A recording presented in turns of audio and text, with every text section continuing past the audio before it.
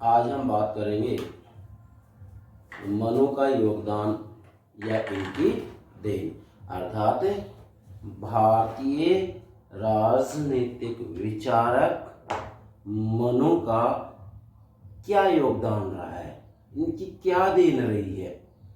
इसके बारे में मैं सबसे पहले आपको ये बतलाऊंगा कि किसी भी राजनीतिक विचारक का अध्ययन हम करें तो उससे पहले हमें ये देखना ही चाहिए कि वास्तविक रूप में उस विचारक के द्वारा ऐसी कौन सी बातें कही गई हैं जो कि हमेशा के लिए सही हैं, शाश्वत सत्य हैं, और कुछ बातें ऐसी भी होती हैं जो कि उस समय के लिए सार्थक हो सकती हैं, जबकि आधुनिक समय में उनकी कोई सार्थकता नहीं है। इस दृष्टि से हम कहें तो वास्तविक रूप में मनु स्मृति के अंतर्गत ऐसा कोई शाश्वत सत्य विचार नहीं मिलता है जिसको हम सार्वभौमिक या सार्वलौकिक विचार कह सकें।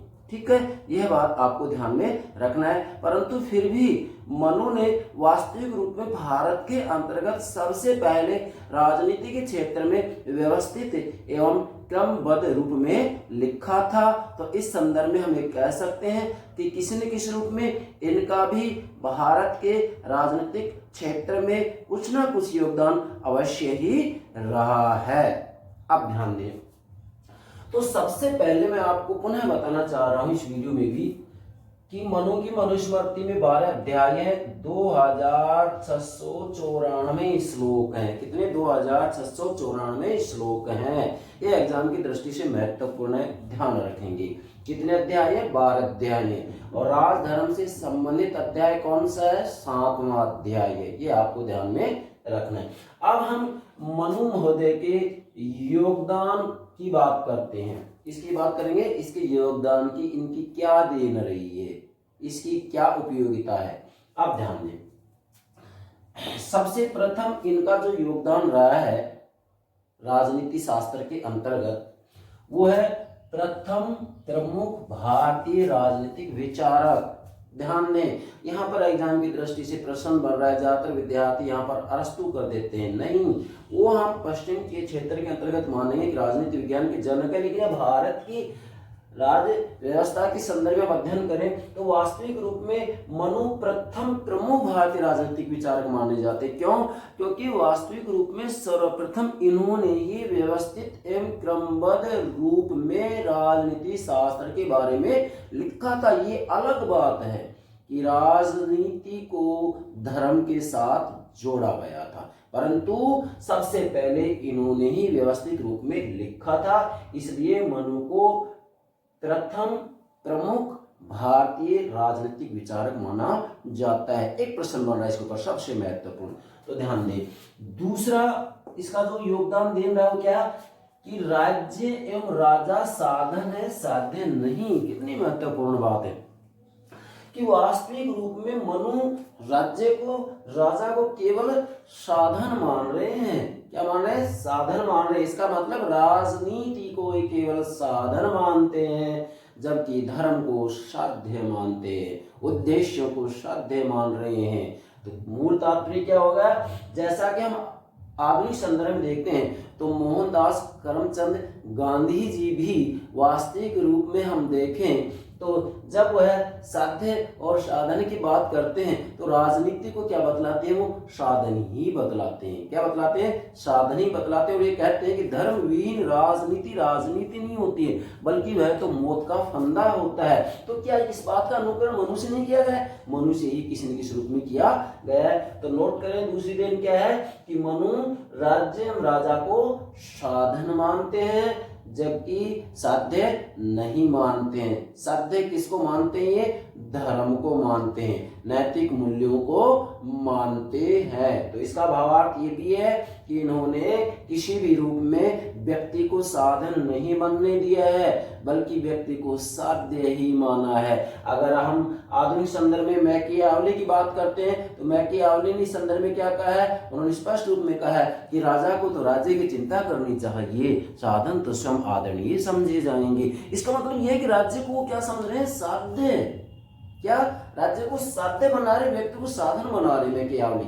तो यहाँ पर आधुनिक समय में मैकियावलीवाद की राजनीति को दुनिया स्वीकार कर रही है, ना कि गांधीवाद और मनुवाद की। जबकि वास्तविक रूप में मनु ने जो कहा है इस बात को स्वीकार किया जाना चाहिए, गांधी जी ने जो कहा है उस बात को स्वीकार किया जाना चाहिए। बिल्कुल सच बात है कि मनुष्य मनुष्य होने के नाते ही गरिमा से संपन्न है, उसे किसी भी सांसारिक साधन से तोला नहीं जा सकता है। और दूसरी बात यह है कि वास्तविक रूप में जो साध्य और साधन है वो भी दोनों पवित्र होने चाहिए, दोनों पवित्र होने चाहिए। कौटिल्य ने यहाँ पर कुछ अलग बात कही है। उन्होंने वास्तविक रूप में साध्य की बात आती है तो ठीक है पवित्र है, लेकिन साध्य तय हो गया तो साधन कोई भी अपना सकते हैं, षड्यंत्र कर सकते हैं, छल कपट कर सकते हैं, इनकी बात कौटिल्य ने की है। जबकि मनु ने इसके बारे में कोई अनुमति नहीं दी है। मैकियावली साफ रूप में कह रहे हैं कि वो है भी वहाँ जो राजा होता है अपने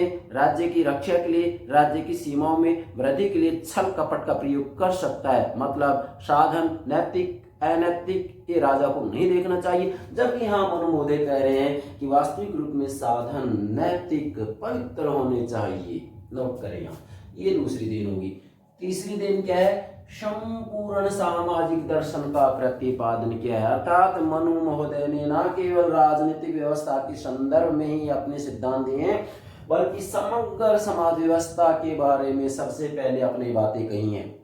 जैसे इन्होंने समाज व्यवस्था का आधार किसको माना है? वर्ण आश्रम व्यवस्था को। किसको माना है? वर्ण आश्रम व्यवस्था को। अर्थात इन्होंने वास्तविक रूप में वैदिक परंपरा का अनुकरण करते हुए उसी का समर्थन किया है। ध्यान रखेंगे।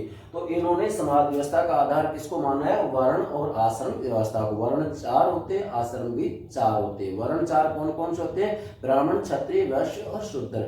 4 आश्रम कौन से होते हैं? ब्रह्मचर्य आश्रम, गृहस्थ आश्रम, वानप्रस्थ आश्रम, संन्यास आश्रम। ऐसा क्यों माना जाता था उस समय? क्योंकि व्यक्ति की आयु 100 वर्ष मानी जाती थी, तो 25-25 वर्ष इसके अंतर्गत बांट दिए गए थे।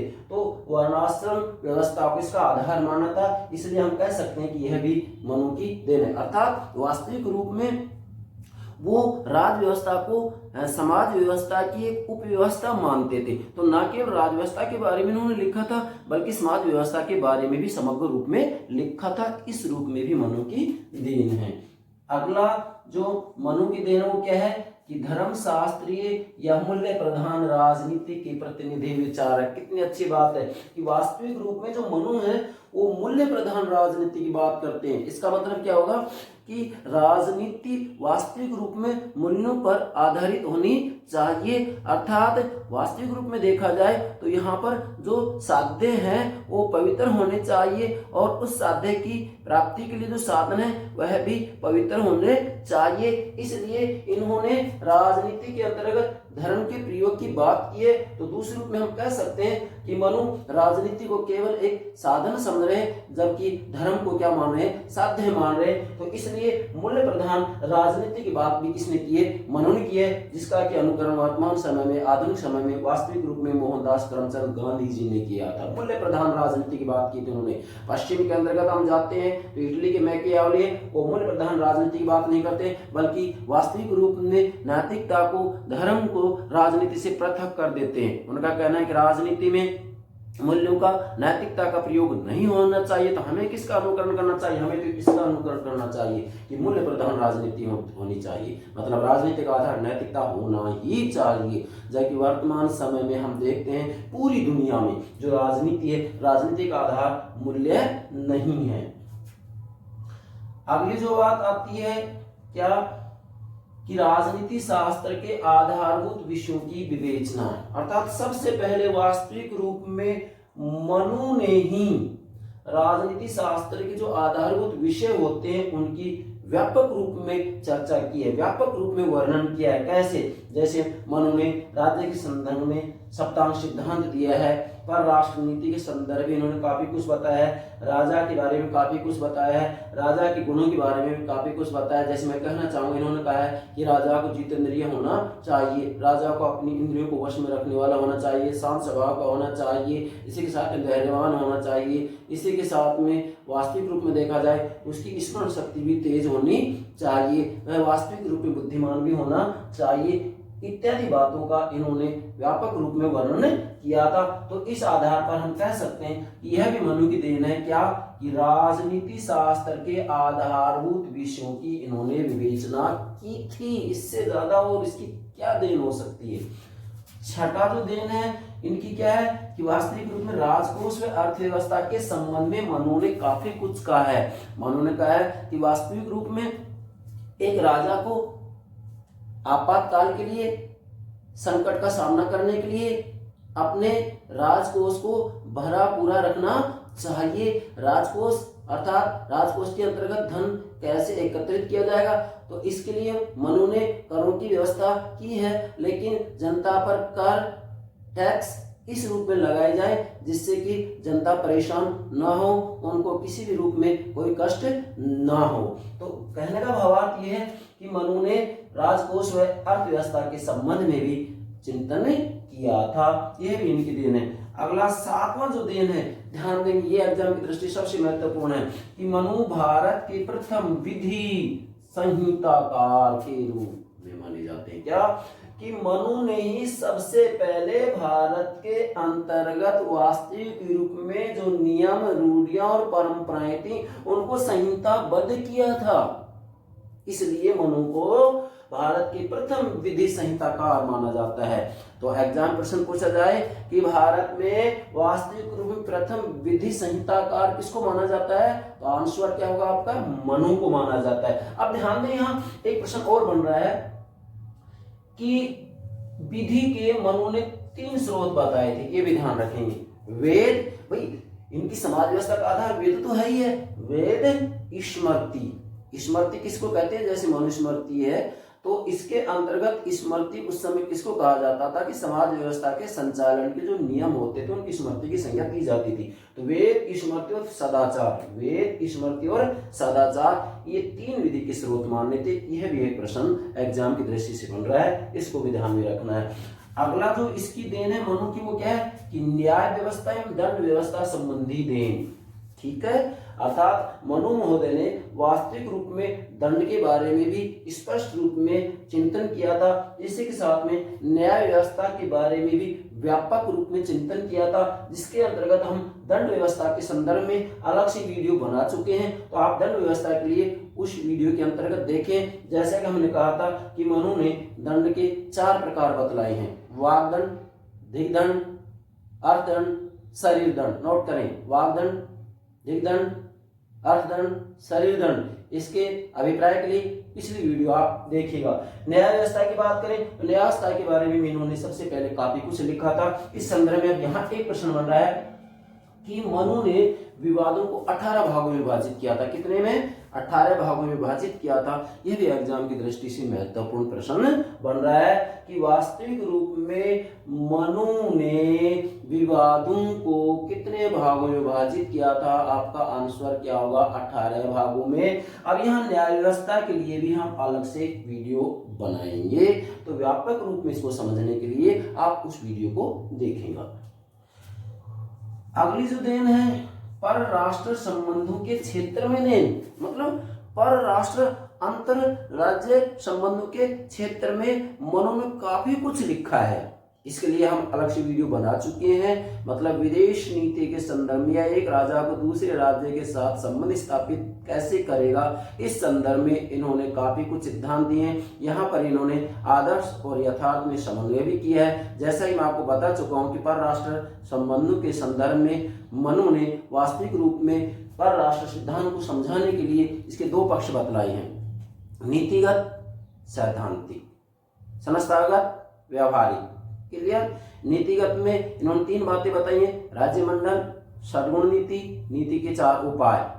क्लियर? पिछली वीडियो में हम स्पष्ट कर चुके हैं। राज्यमंडल में 12 राज्यों का एक समूह होता है। इसके साथ में षड्गुण नीति में 6 गुण बताते हैं, संधि, विग्रह, यान, आसन, दधिवा, संश्रय। ठीक, नीति के चार उपाय बताते हैं, साम, दाम, दंड, भेद। क्लियर। तो यहाँ वास्तविक रूप में देखें तो इस संदर्भ में हम पिछली वीडियो में बता चुके हैं। संस्थागत एवं व्यवहारिक के अंतर्गत ये दूत व्यवस्था, गुप्तचर व्यवस्था और युद्ध के बारे में अपने विचार देते हैं। इसलिए हम कह सकते हैं कि मनु की यह भी देन है कि उन्होंने वास्तविक रूप में विदेश नीति अर्थात परराष्ट्र संबंध, जिसको आधुनिक समय में अंतर्राष्ट्रीय संबंध कहते हैं, हम क्या कहते हैं, उनको अंतर्राष्ट्रीय संबंध कहते हैं, इस बारे में भी मनु ने काफी कुछ मनुस्मृति के अंतर्गत लिखा है। तो यह भी इनकी एक देन है। अगला, मनु ने आदर्श एवं यथार्थ का संयोग किया है। क्या कि मनु ने वास्तविक रूप में आदर्श और यथार्थ का संयोग किया, अर्थात मनु ने केवल काल्पनिक बातें नहीं की हैं, बल्कि उन बातों को यथार्थ के साथ समन्वय किया है। कैसे? जैसे मैं एग्जांपल दे रहा हूं कि मनु राजा को देवांश तो मानते हैं, अर्थात राजा की उत्पत्ति ईश्वरीय है, देवता के द्वारा नियुक्ति की गई है, परंतु इसका मतलब ये नहीं है कि उस राजा को इन्होंने दैवीय अधिकार नहीं दिए हैं, बल्कि वास्तविक रूप में राजा देवांश इसलिए है, इसमें 8 देवताओं के गुण होने चाहिए, इसी के साथ में वह जन कल्याण के हित में नीतियां बनाएगा, अपने स्वार्थ के लिए शासन नहीं करेगा। अतः हम कह सकते हैं कि मनु महोदय ने आदर्श एवं यथार्थ का समन्वय किया है। क्लियर। अब इन सब बातों के आधार पर हम कह सकते हैं कि वास्तविक रूप में मनु ने राजनीति शास्त्र की दृष्टि से काफी कुछ योगदान दिया है, और हम तो ये कह सकते हैं कि जबकि वास्तविक रूप में पश्चिम के अंतर्गत राजनीति के बारे में हकीकत यह है कि उनको किसी भी रूप में कोई ज्ञान नहीं था, अर्थात वहां हम देखें तो राजनीति के संदर्भ में किसी अवधारणा का निर्माण नहीं हुआ था। उससे पहले तो हमारे यहाँ पर मनुस्मृति के अंतर्गत राजनीति के बारे में काफी कुछ लिख दिया गया था, यही इनकी देन है।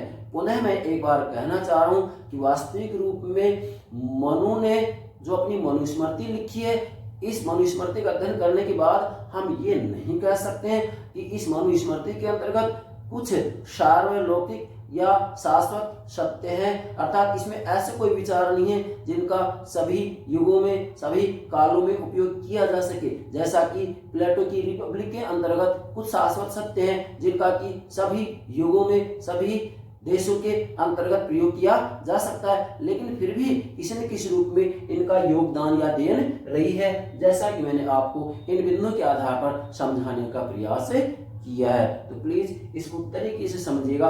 इसके बाद में देन तो है, लेकिन चूंकि हम इनका मूल्यांकन कर रहे हैं तो कुछ आलोचकों के द्वारा मनु की जो मनुस्मृति है, इसमें जो चिंतन किया गया है, उस चिंतन की, राजनीतिक विचारों की, सामाजिक विचारों की आलोचना भी की गई है, अर्थात मनु के चिंतन में कुछ कमियां भी बताई गई हैं। यहां पर भी प्रश्न पूछा जाता है। अब वो कमियां कौन सी हैं, ध्यान दें। नंबर 1, आलोचक पहली कमी निकाल रहे हैं कि राजनीति धर्म शास्त्र का मात्र अनुकरण करती है, अर्थात कहने का तात्पर्य है कि वास्तविक रूप में मनु ने धर्म को क्या माना है, साध्य माना है, उद्देश्य माना है, जबकि राजनीति को साधन माना है। तो आलोचकों का कहना है कि यहाँ पर तो जो राजनीति है वह धर्म शास्त्र का केवल अनुकरण करती है, जबकि सच्चाई ये है कि राजनीति का भावार्थ ये होता है कि वास्तविक रूप में यहाँ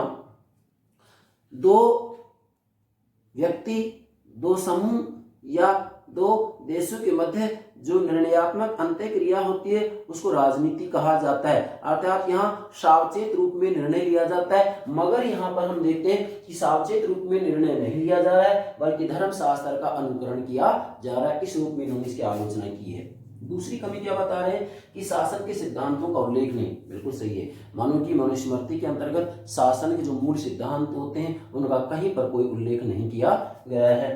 तीसरी कमी क्या है कि आपको नोट करना है, एग्जाम की दृष्टि से महत्वपूर्ण है।